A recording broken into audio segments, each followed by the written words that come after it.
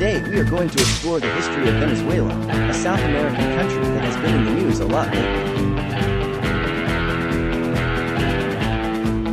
Venezuela has a rich and diverse history that spans from ancient times to the present day. Let's dive in. Venezuela was first inhabited by indigenous peoples who lived by farming, hunting, and fishing. Some of them developed complex civilizations, such as the Timodo-Cahuica people in the Andean region. In 1498, Christopher Columbus became the first European to reach Venezuela. He was followed by Alonso de Ojeda, who named it Venezuela, meaning Little Venice, after seeing huts on stilts along the shores of Lake Maracaibo.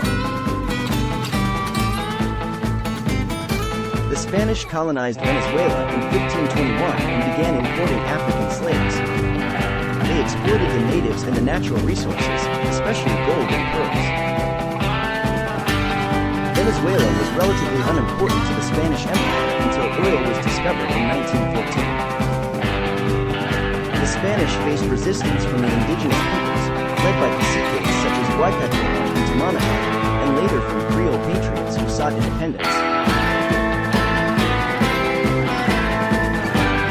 The leader of the independence movement was Simón Bolívar, who is considered the father of Venezuela and several other South American countries. He declared independence from Spain in 1811, but it took a decade of war to achieve.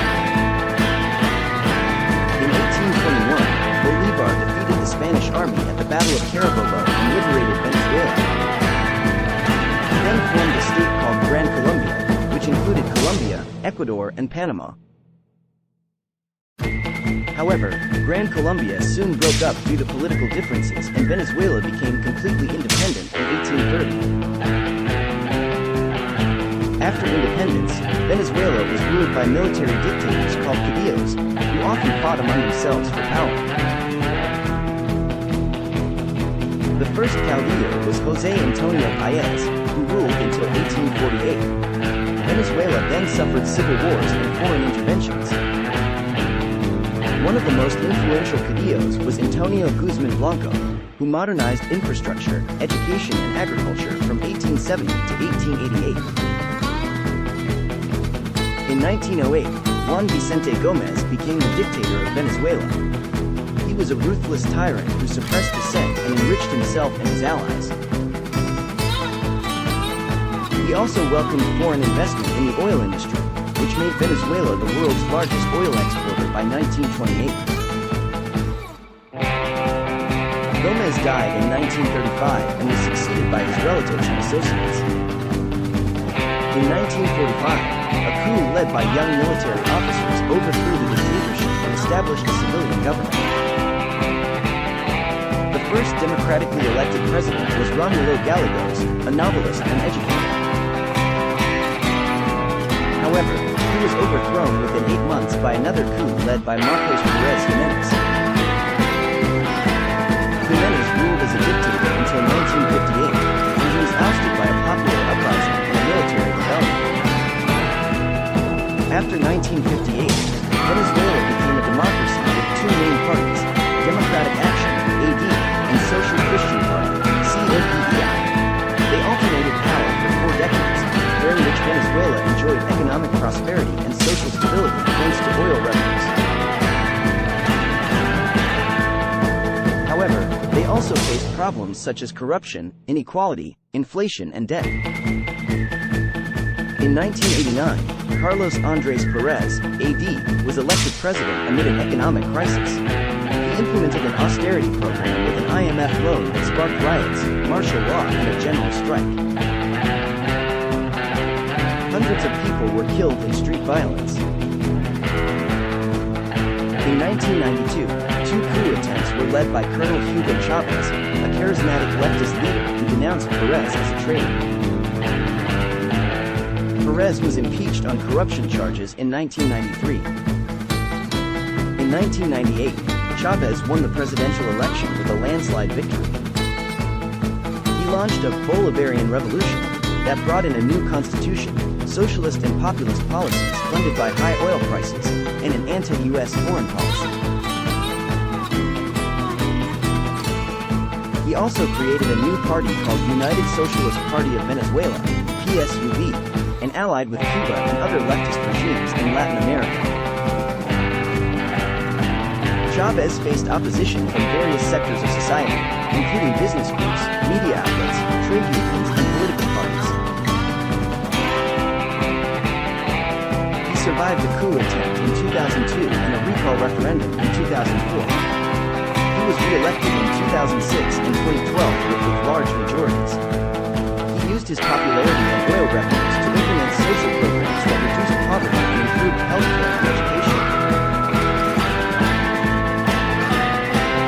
He also created regional alliances such as ALBA and Petrocaribe to counter U.S. influence and promote Latin American integration. However, Chavez also faced criticism for his authoritarian tendencies, human rights violations, economic mismanagement, corruption, and nepotism. He curbed press freedom, harassed political opponents, stacked the judiciary and the military with loyalists, and undermined democratic institutions. He also failed to diversify the economy, which became dependent on oil exports and imports of basic goods. He also antagonized many countries with his fiery rhetoric and support for controversial regimes such as Iran and Syria. In 2011, Chavez was diagnosed with cancer in his pelvic region. He underwent several surgeries and treatments in Cuba, but his condition worsened. He was unable to attend his swearing-in ceremony for his fourth term in January 2013. He died on March 5, 2013 in Caracas at the age of 58. His death triggered a constitutional crisis and a presidential election that was held on April 14, 2013. His chosen successor, Nicolas Maduro, won by a narrow margin against opposition leader Enrique Capriles. Maduro continued Chavez's policies and legacy, but faced a more difficult situation. The oil prices collapsed in 2014, plunging Venezuela into a severe economic crisis that caused hyperinflation, shortages of food and medicine, power outages, social unrest, and mass migration. Maduro also faced growing opposition from the National Assembly, which was controlled by a coalition of anti-Chavista parties since 2015.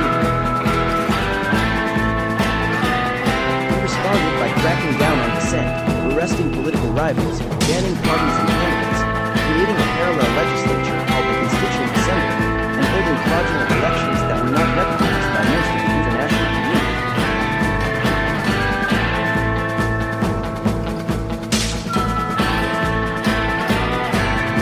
Maduro's legitimacy was challenged by Juan Guaido, the leader of the National Assembly, who declared himself interim president on January 23, 2019, invoking a constitutional provision that allows for such a move in case of a power vacuum.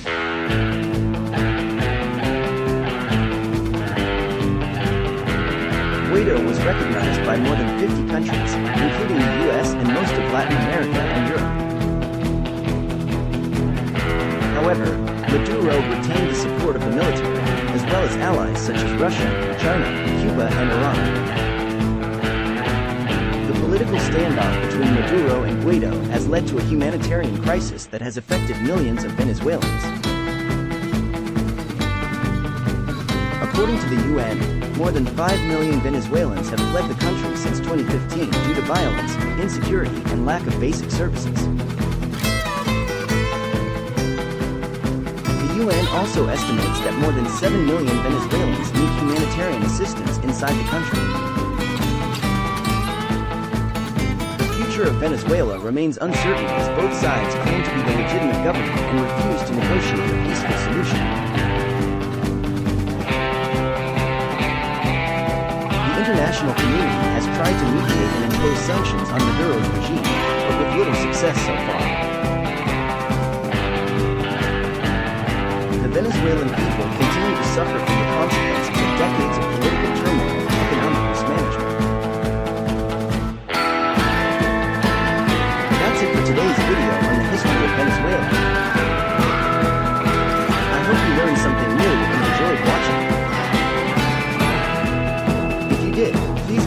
thumbs up and subscribe to my channel